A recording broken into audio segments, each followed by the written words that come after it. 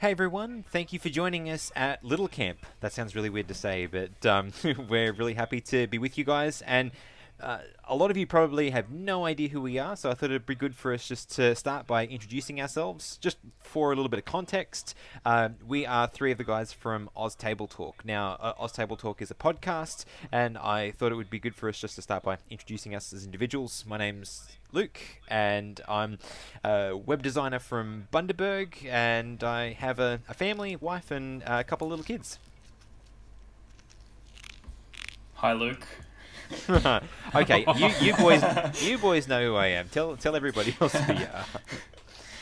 Yeah, right. I'm Dave, and I'm currently studying engineering at university here in Bundaberg. Well, from home at the moment, as everybody else is. Yeah, happy to be with you guys. Yeah, and I'm Matt. Again, I'm a hydraulic fitter from Bundy, and yeah, got a wife, kids as well. So, yeah, good to be here, guys. You can be excited about them being here. I'm so self-conscious right now. He's like, yeah, I've got a family. Yeah, you legitimately feel like you're standing in front of like a big camp event, don't you? Well, it's the fact that you said, "Oh, I'm going to record video with this." Yeah. Who knows? You might get lucky. You might have technical difficulties, and it ends up just being audio. You never know. That'd be fantastic. God willing, eh? Oh dear. Yeah, so guys, obviously we were asked to prepare a bit of a message for you, and so we kind of got to a bit of nutting out some stuff and thought we would open this message with a story. And so the story is actually right at the beginning of Exodus, and of course, whose story begins with Exodus but Moses. And the story we wanted to look at picks up in chapter 3. So Moses, obviously, he's fled Egypt. And so he's working for his father-in-law, tending sheep. Life's cruisy for him. He's kind of like, all the bad things I did to flee Egypt, I'm leaving that in the past, and I'm going to just kind of focus on my wife, my kids, and my sheep. God had bigger plans than that. God saw Moses as someone who he could use, and so he wasn't going to let him just kind of chill out back, with a bunch of sheep. And so God comes before him in this burning bush, and he calls out to him, Moses, Moses, and Moses says, "Here I am." And God actually consecrates the ground he has this conversation with. Remove your shoes, this is holy ground. We're going to have a serious conversation, which is really, really cool, because sometimes we don't see these conversations always happening, in places we consider to be holy ground. But we'll touch more on that. But as the conversation goes on, God says, "Hey, look, I've got this mission for you. You're going to go back to Egypt, and you're going to lead the Israelites out of captivity into a land of their own." And Moses sits there and he goes, "Well, I can't do it." And he has all these excuses, and God keeps like coaching him through it. Yes, you're going to do it, and this is who I am, and this is who you're going to say that I am, so they know that that I sent you. And then we get into chapter 4, and I just want to read the first 2 verses in chapter 4. And Moses answered and said, "But suppose they will not believe me or listen to my voice. Suppose they say, 'The Lord has not appeared to you.' So the Lord said to him, 'What is that in your hand?' Moses replied, 'A rod.'" So why is this idea of God talking to him and then asking that question so important for this message we're wanting to deliver? I think it's very easy for us to downplay what God can do through us. And that's exactly what Moses was doing, because when you think about it, Moses' experience was actually rather exceptional. Having been raised in the elite of Egypt, he was essentially... After being sentenced to die.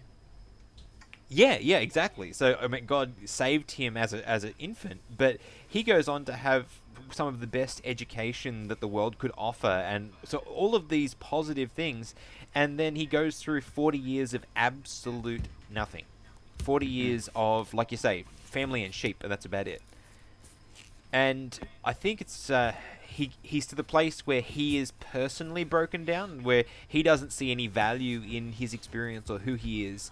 He's basically just recoiling from this idea of doing this grand work of liberating God's people. And I think no matter who we are, none of us get through life without experience. We all have a degree of experience. And just like Moses, a lot of us probably try to downplay that, when in actual fact God is probably preparing us through those experiences we have had for a unique mission. Yeah. So you said you wanted to come back to the part about the holy ground, Matt. I was curious as to what you wanted to say about that. Yeah, I guess it was the idea that, God was just preparing this place for this conversation. I guess he wanted to make sure. I think when God was having this conversation with Moses, or initiating the conversation with Moses, he wanted this to stand out from the conversations he was going to have with Moses. That this wouldn't be just the first of many. This was, the first of many, but it also had special impact. And so consecrating the ground, I think, was part of that experience too. Like, hey, I'm going to draw really near to you. Because I can't remember or not, but I don't think Moses took his sandals off when he received the Ten Commandments, did he? I don't think we have record of that. No. So, even when he's up with God with the Ten Commandments, the same kind of command doesn't come out. So I think, the fact that God made such a distinction at the call of his ministry was something worth kind of just having a bit of an idea that, when God calls us to ministry, he puts that on our heart. He wants us to take that with a level of seriousness, like, understanding that this is a big deal, and it's not that it's outside the realms of possibility, but it's, something that ought to be commemorated. Yeah. So just putting ourselves, I guess, in Moses' shoes, how about for you boys? Have you ever felt that God was calling you to do something that you didn't feel qualified to do? Oh, yes. Are we serious right now? Yeah. Do you want to ask a smart question? I mean, being honest, if we can be really honest with the viewers, the listeners, like, this ministry, I don't think any of us who have been on it, and we've got like 4 of us who are full-time in the ministry. NATO was full-time for a while. He's in quasi status now, and we've got Steve stepping up. So, effectively 6 in the ministry, and none of us are professionals. None of us run a podcast, like, outside of this one. And we've learnt everything on the fly. Like, if you're talking about underqualified, underprepared, well, you're looking at it. Yeah. But yet, God's used it. So, like, that speaks to itself, doesn't it? And I don't think that we should, I'm not saying this for any reason of, we're great, because just like Matt said, we're not. But just so you guys have the concept that, we are from like a regional city, none of us have any big connections. We are literally just 5 really average guys from a really average place in Australia. And having started this ministry, and we didn't take it real seriously at first, to be honest. We just sort of had a bit of a crack at it. We released episodes when we had time to release episodes, and that was about it. But as we started to take things more seriously, God started increasing our audience. We started talking to people that were legitimately in the valley of decision, doing, having life-changing experiences with God, and somehow we were useful to them in those circumstances. We're probably in the next week, or probably within the next week, we'll hit 30,000 downloads, over the last few years. And that's certainly not, that's way above our pay grade, is what I'm saying. So, yeah. While you guys were talking earlier about the passage, I was just writing down some of the key elements that stand out to me from Exodus 3 and 4. And there's 3 questions that, 3 things that Moses says that I think are particularly relevant to us. The first thing he says in verse 11 is, "Who am I?" So God calls him to this conversation, like you were saying before, Maddie, tells him to take his shoes off because this is a consecrated conversation. And then Moses' response immediately is, "Well, but who am I?" And I don't know whether you remember, Wilsey, but when we were first chatting about the idea of having this podcast, you and I went for a bit of a walk when you were living over on Enterprise Street there. And we did a bit of a loop around a couple of streets, and I was telling you that I felt like it would be good for you to be part of this ministry, because you were having those same doubts that Moses was. You were like, but who am I? You know, what have I got to contribute? And I just thought that was really relevant to Moses' experience, because one of the other things that Moses says toward the end of the story in chapter 4 is, I cannot speak. And this was one of the things that you were saying to me when we first started this ministry, but, you know, I've got nothing to contribute to this, you know, like, I'm not a theologian, I'm not a this, that, or the other. But as we came together and we formed the ministry, it wasn't about whether you could speak or not to begin with, right? In the same way that it wasn't about that for Moses. And maybe while I'm going, I might just point out some of these other things, because I think that they will be good discussion pointers. So it's kind of, this is the narrative, right? So Moses says to God, who am I? God responds. Moses says to him, but who shall I say sent me, right? So I still have absolutely no confidence in myself. And then in chapter 4, God says to him, what is that that's in your hand? And, you know, Moses says that it's the rod. And God's first response to him is, well, then throw it on the ground. So the one thing Moses did have to offer, God's like, chuck it on the ground. You know, get rid of that. and then, the thing turns into a snake and Moses starts freaking out. And God's like, all right, now pick it back up. And so, well, I couldn't have done that. I couldn't have done that. I would have been the other way, mate. You would too. Yeah, we know how much you love snakes, Woolsey. Yeah, this is the one part of the story that's not relevant to you.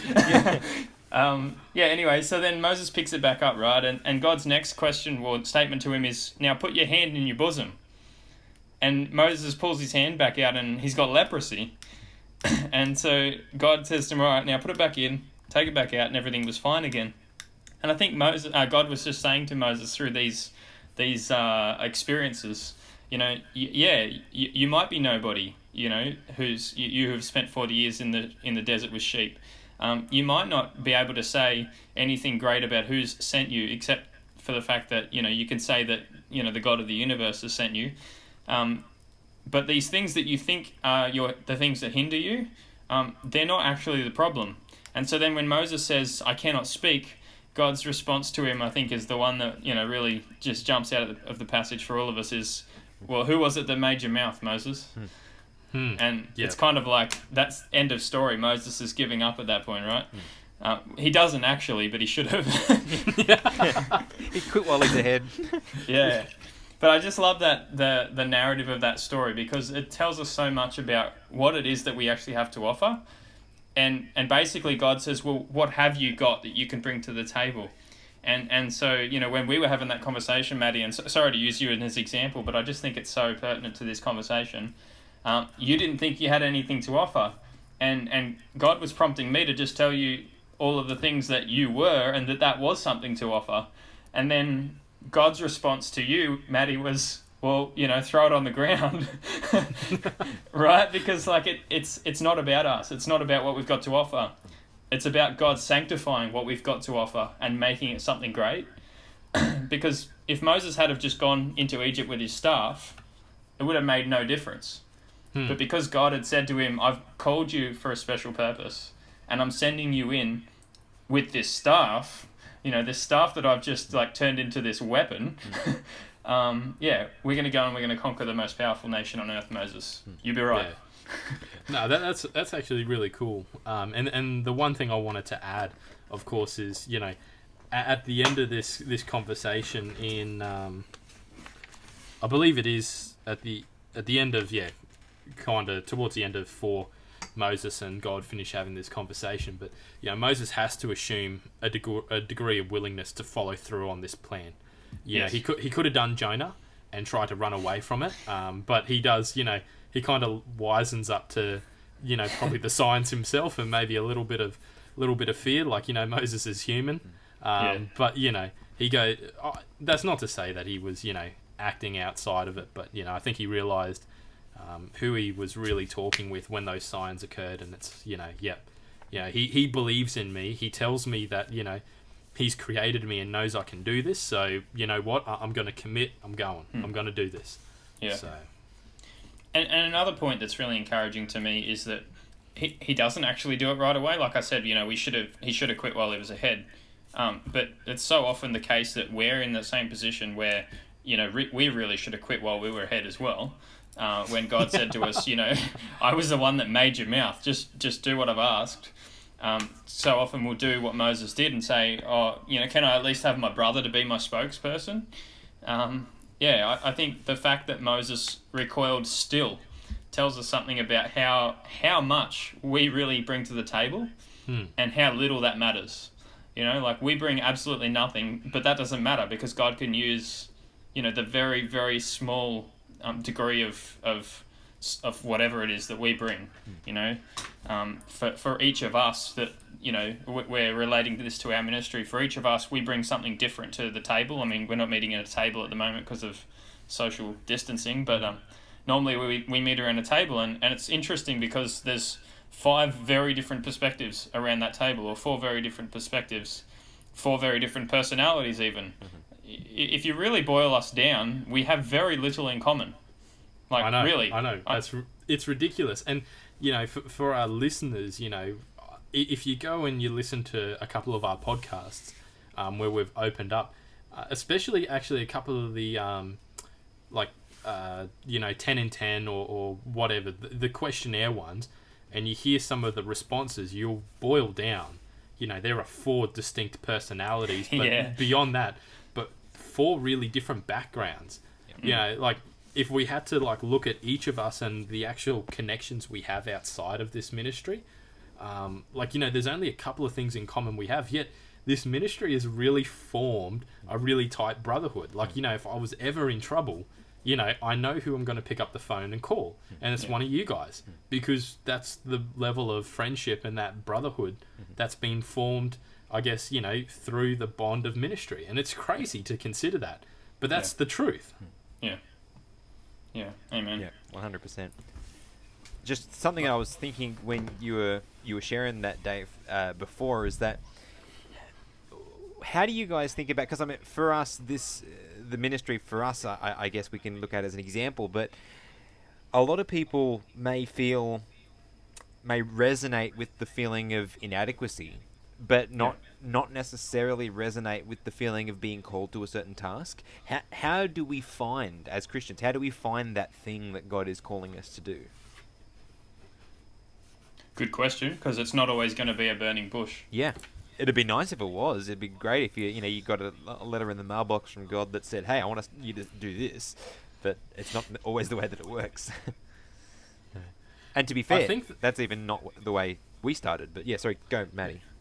I was just going to say, one way I've definitely heard people have overcome that idea is they start committing themselves to a ministry of a kind. Whether they just kind of go, "Hey, look, I've got free time. I can help out with the personal ministries team, or I can help out as a deaconess. I've got time, I can help out with the luncheons, or, I can help out in the local Pathfinder club. I can help out at summer camps with my conference and things like that." Whatever they've got the time towards, and they commit to volunteering and helping, and Stormco's is another really great one. But then during these points where they kind of commit to a ministry, God uses those moments when they're in service to open up, bits of their character. While they're at a summer camp, they might, go, "Oh, wow, working with kids is definitely what God's called me towards." And they come away from a summer camp going "Hey, I think I want to be involved in a Sabbath school and continue to work with, younger kids," or, "Hey, I had a really cool connection with some people at this camp event," or whatever, and we feel inspired to have a Bible study group, and we're going to do something about inviting people to it, so we can have a life group, a home group. I think when you commit yourself to God's service, He starts to show you those parts of your character that then align with the ministry He's calling you towards, because everyone's called to a ministry. That's the whole point of the Great Commission. Before He leaves, He says, "Hey, this is the job that I need completed so I can come again." And, it's inclusive for everyone. Not just the message, but the commission itself. God doesn't say, "Hey, 95% of you, I just need you to sit there and just chill, and I'm going to equip 5% of believers to go out and actually do the work." No, that's sometimes that's the reality, but that's definitely not what the commission is. The commission is a calling to everyone to reach everyone. So that's what I feel for that question. But feel free to add. I really like what you had to say. It's like in the story, God asked Moses what was in his hand, and you're saying, basically that relates to what is it that's unique about us, or what is it that we are good at, or feel, like you said, excited by, or something like that. And that's probably a good place to start. Yeah, and to point that, make that really clear, for us, the rod we had was the five of us liked having conversations together. And then next thing we're recording a podcast. It's not that we were technically savvy for making a podcast. It's not that we actually had a great deal of disposable time to make a podcast. It was, we just enjoyed chatting with one another. And that was the rod in our hand that God said, cast down and let me work miracles with. And this is actually one of the cool things that I think God does at the macro level as well as the micro level. At the macro level, the stick we had that we could utilize was the conversations that we could have with one another.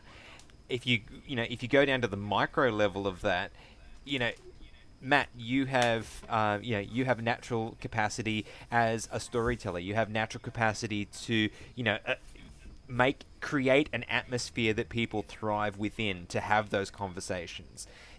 Dave has a great capacity for theology, explaining scripture and teaching that really, really well. And I come from marketing and web design background, and so I had the ability to get the message and then share it with other people effectively. And so we all had those individual things that we utilized, but like I said, that's in the micro. But in the big picture, we all had the same thing, but God also recognized our individual talents that could be utilized well too, which is amazing. Yeah, absolutely. Yeah, and just reflecting as well on that, that God says to Moses, chuck it on the ground. Now that you know what it is that you have to offer me, I want you to recognise that you don't have that to offer either. And I think, I can't think of a specific way in which that happened to us, but I'm sure it would have, whereby God taught us both the value of what we have, but also the lack of value of what we bring. And that what that does then is it teaches us to trust in Him, to rely upon Him to be the one that's actually performing the task that He's called us to. Because ultimately, if we're not talking about, a job, something that we can just do, something we can just manufacture.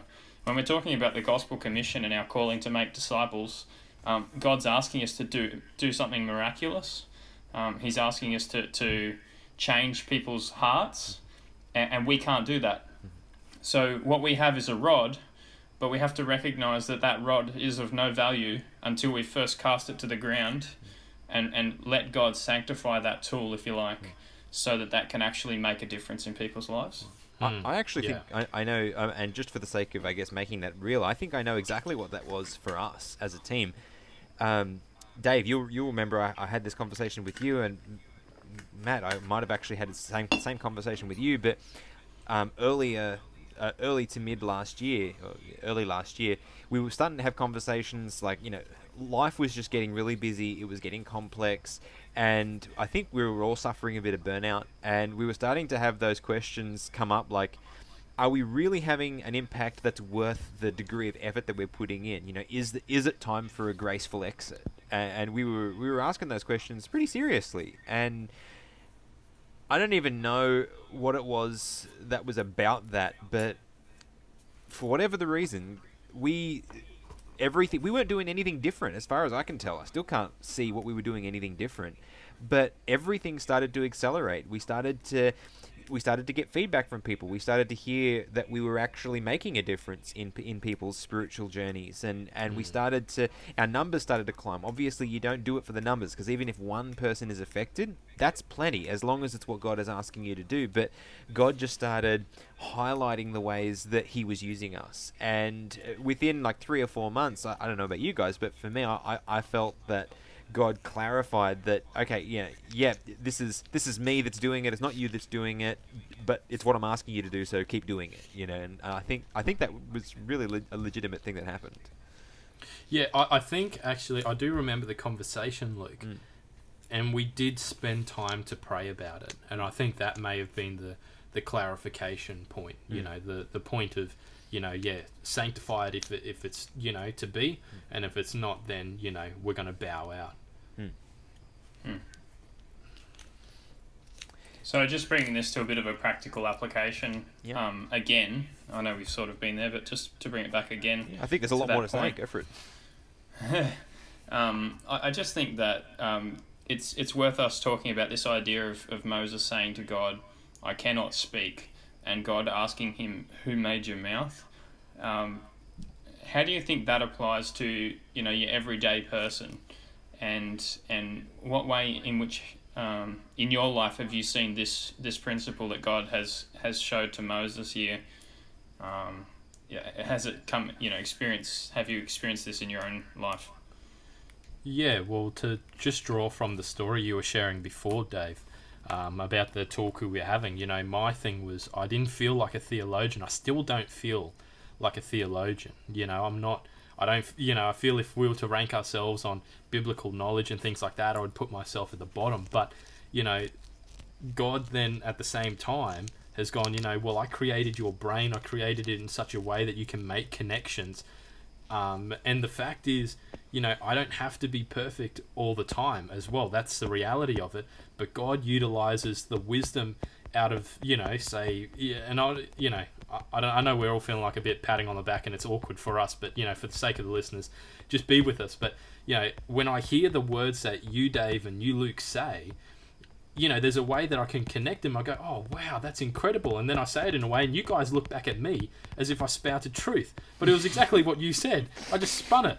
Like, I don't get that. But, God says, yeah, Matt, I get it. You don't feel a theologian, but I created you in a way to connect with people and to connect, things that are being said into a way that resonates.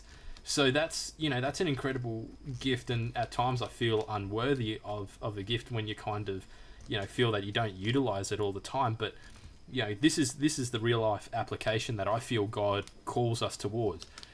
Our listeners, you might be with a similar gift. You may be able to connect with people, or you may be able to be a deep theologian, but you feel uncomfortable speaking or leading in Bible studies or doing whatever, and God's like, well, hey, I created you, and I created you with a purpose and with the skills that you have, and I'm going to walk you through. But the other really cool thing sorry, Luke, I see you want to say something, but the other really cool thing is when Moses is like, well, I'm not doing it alone, I've got to bring my brother. God's like, that's fine, you can do that.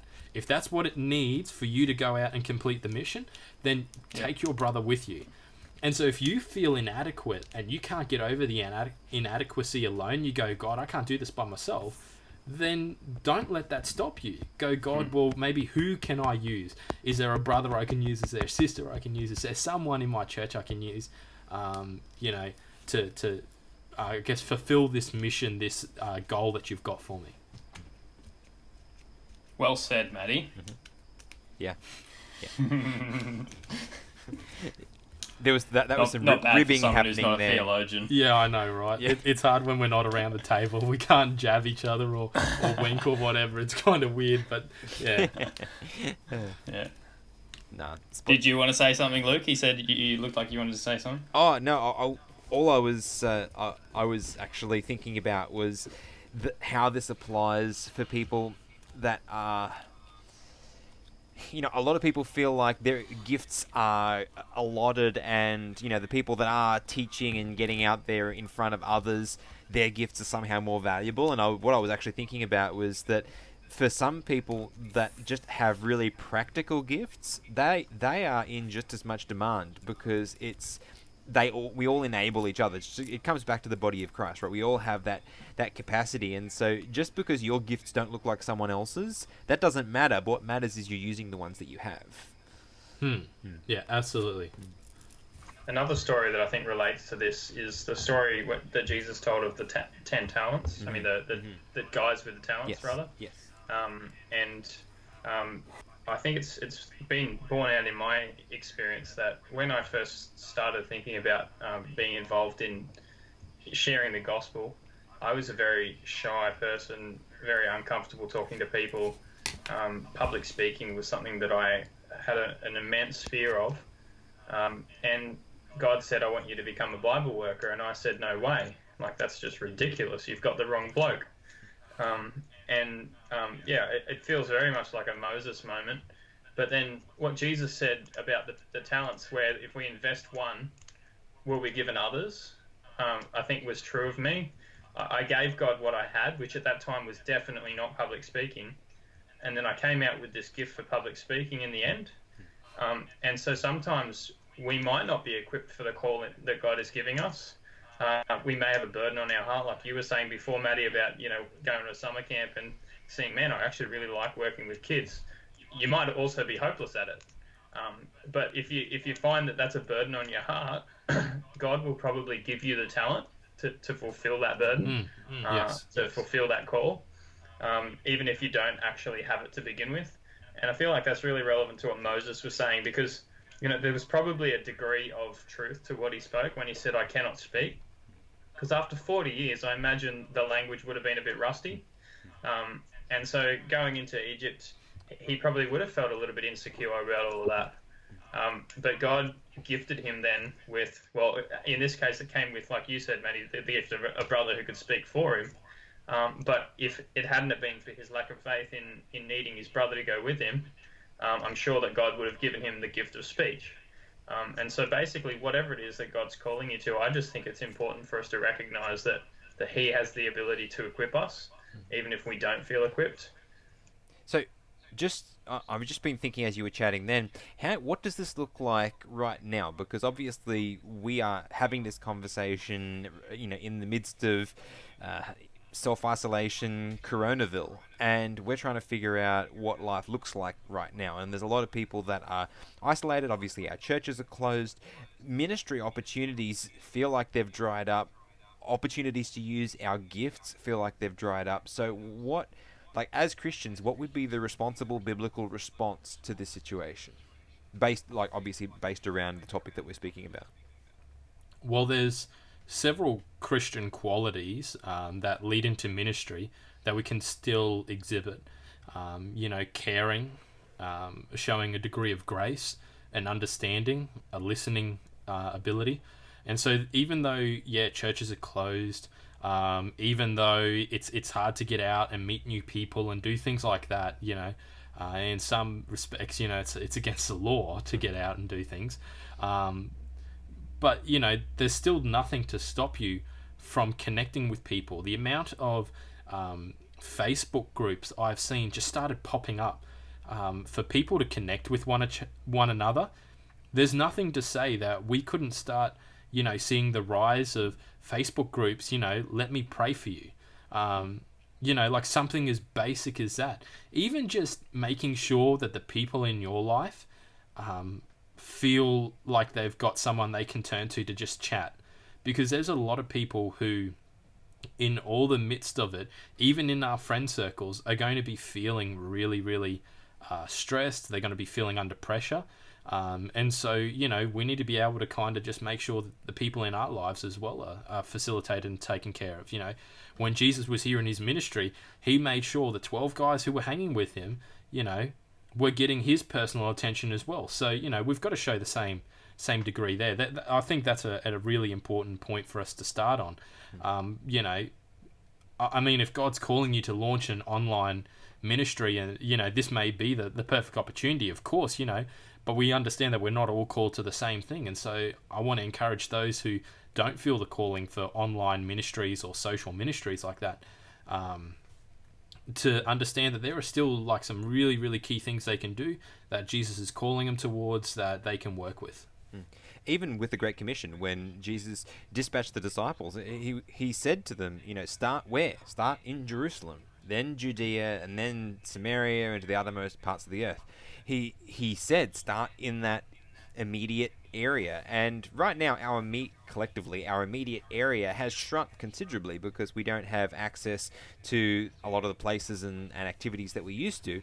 But a lot of us, if you've got family, you've got people within, within your home, under your roof, that you can be ministering to. But outside that, just like, of course, Matt was saying, I echo all of those sentiments that, there are people in your world that need social interaction, that need someone just to care about them, that aren't okay in these times. And so it's really important that we do consider that, because as far as what's in your hand, when we were talking about this like beforehand as to what sort of a topic that we might discuss, when we were chatting about the idea of what's in your hand, what came into my mind was a phone, right?